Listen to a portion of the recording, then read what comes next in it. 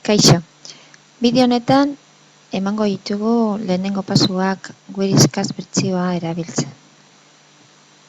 Euskarazko bertsioa. Whiskas hartzean ikusten dugu pantaila hau eta hiru zati desberdinak ikus ditzakegu. Goikoa, hemengoa, menu guztiak agertzen dira, adibidez, edizioa menua, eragiketak, simboloak, analisia, matrizeak, eta bar. Hemen ikusten dituzuen guztiak. Gero, bigarren leiho honetan, leiho nagusia, hemen sartzen ditugu zenbakiak, adierazpenak, kalkuluak egiteko.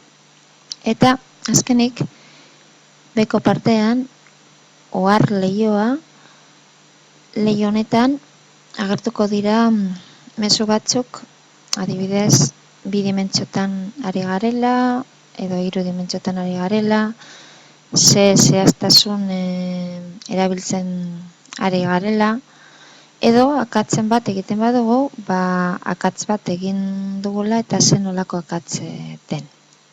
Horretaz aparte, hemen ikusten ez dena, badago beste leiho bat, marrazteko tabloia. Hori agertzeko, erabili behar dugun marrazteko komando bat, adibidez, marraztu komandoarekin, puntu bat marraztuko dut, 0,1 koordenatu dituen puntua, adibidez, eta hemen sakatuz gero, berdinketa ikur honetan sakatuz gero, agertuko da tabloia, ez duzu ikusten orain bai, tabloi honetan ikustezakogu batetik marrazten den puntua, 0 eta 1 koordenatu dituena, hemen gainean kokaturik esaten da puntu bat, haren izena. Haren balioa ikusi nahi badugu, sakatu hemen, balioa ipintzen duen ikurrian, eta puntu gainean 0,1 koordenatuak agertzen dira. Itzi egingo dute tablera. Jarraituko dugu kalkulu erraz batzuk egiten. Hasiko gara edizioa menuan ABC, ikono hau erabiltzen, zatako komentarioak sartzeko idatziko dut. Lehenengo kalkuluak. Komentarioa da, beraz, naiz eta hemen sakatuz gero ez da ezer gertatzen, ez da ezer kalkulatzeko ez delako. Pasatzen da, beste lerro batera, eta hemen ikusten dugu 1, 2, 3 bloke desberdinak, blokeka antolatzen da beti kalkulo guztiak, eta bloke bakoitzan egiten dena ez du zerikusirik beste batean egiten denarekin. Independenteak dira bloke guztiak. Adibidez, eragiketak menua erabiliz, frakzioekin eta berriketekin egingo dugu zehozer. 3, zati 4, gehi 1, gehi, berriketa 1, 3, 3, besterik ez. Berdin, eta ematen dugu emaitza. Beste lerro batera pasatzen da, ikusten dugu, beste bloke berri bat agertzen zaigu, nahi badugu bloke berean jarraitu, emon hemen, eta ez berriro ere sakatu botoi hori baizik eta enter tekla sakatu. Orain parentesiak erabiliko ditugu. Parentesiak edo hemetik, eragetak menuan, parentesiak edo teklatutik. Desberdina da. Adibidez, hemen egiten badugu, honekin, ikusten dugu, tamaina egokitzen da edukietara, ez? 2, zatin, 5, gehi, erro, B, adibidez. Berdin, berri hori kalkulatzen da hau, bloke berean gaudelako. Beste bloke batean ikusiko gu zelan teklatutik sartuta parentesiak egiteko horren moduko bat edo gauza bera.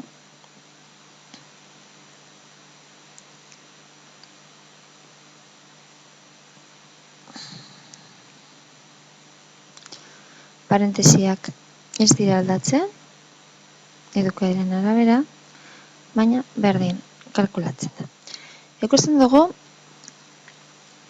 errobiren balioa ez dela kalkulatzen, ez da agertzen adierazpen amartar bat. Nahi izan ez gero, era amartarrean agertzea, kopiatuko dut. Ipini behar dugu, 2 idatzi beharrean, 2,0. Era amartarrean, gogoratu, koma adierazteko, hemen puntua erabili behar dugula. Eman ezkero, orain ikusten dugu, nola eragiten duen emaitza, emoten digu era amartarrean. Lehen, erro moduan eta zatiki moduan, ezer kalkulatzen. Hemen, emaitzan, ikusita, zenbatzen baditugu zifra esangura, 1, 2, 3, 4 eta 5. Hau aldatzeko, gehiago agertzeko edo gitxiago, badago komando bat, zehaztasun komandoa, eta hemen idazten dugu zehaztasun nahi dugun, ikusiko gu, 5 agertzen dela, esateko zen aurrekoa, eta hemen, ohar lehioan, ohar hori agertzen da. Zehaztasuna 5-tik 8 aldatu da. Nahi dugu kalkulatu berri hori hau, baina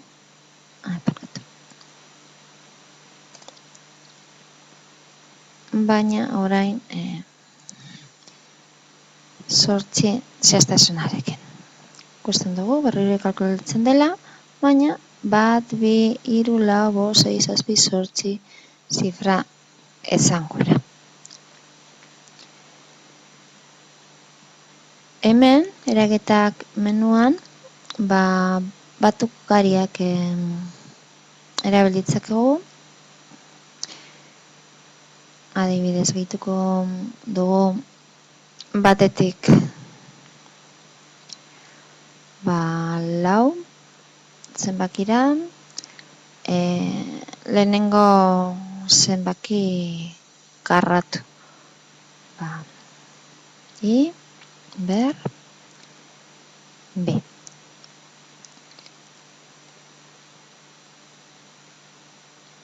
Berdinketa ikurrean emonda, agertzen zaigu emaitza. Ikusteko lehentasuna hierarkia zein den, adibidez egiteko hemen gehi bat, batukariak badu lehentasuna, beraz lehenago egingo batukarerena eta gero gehi bat.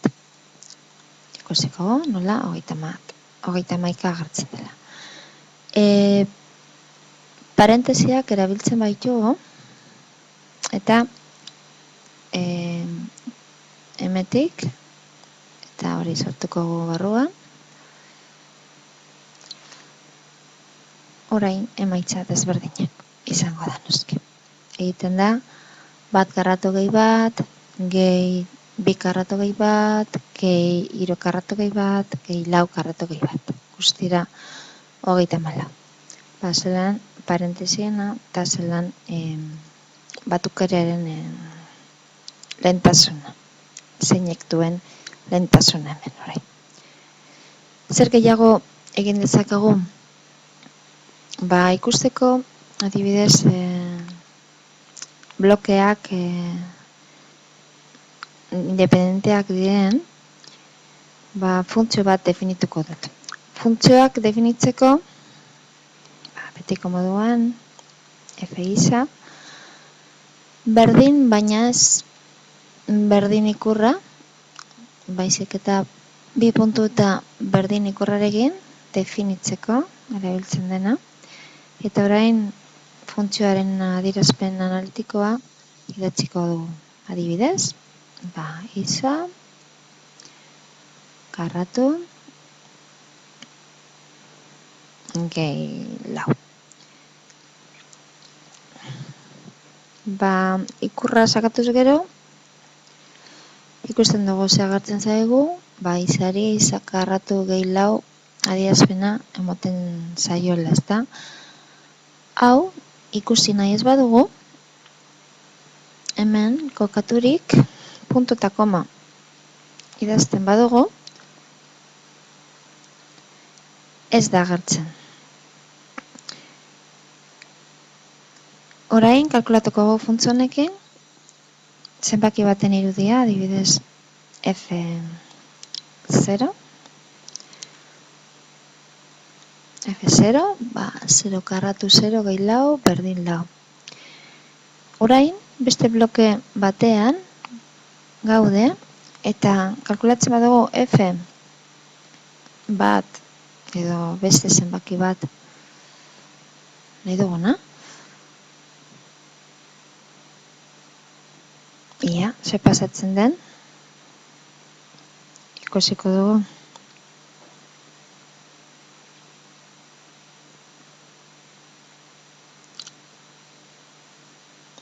Ez dakit, ez da bil. Kalkula ez da bukatu denbora faltaren gatik. Halako gauzak gertatzen dira. Ez da hori agertu behar. Ipiniko berriro F0rekin, berdin da.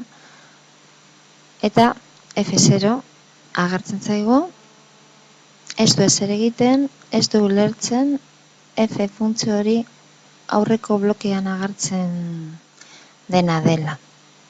Beraz, hori kontuan hartzekoa da. Blokeak independenteak dira eta batean erabiltzen dena ez da ulertzen beste batean.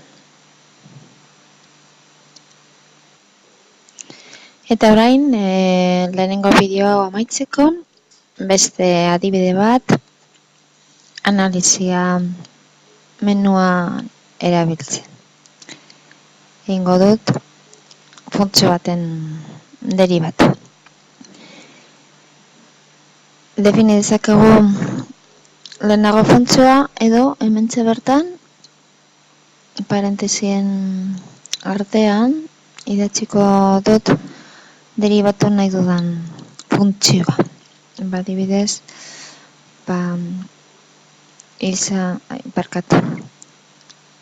badekot aktibaturik komentarioarena, ez dakitzagatik. Jarraitekot. Gogu, esan dudana, funtzio baten derivatua, parentesisen artean idatziko dut, isa, berriro, gehi, sin, isa, adibidez. Honen derivatua, ia zein den, cos isa, sinorena, gehi, hiru, isa, karratu, isa berriroren derivatu. Beste adibide bat, ikus dezakegu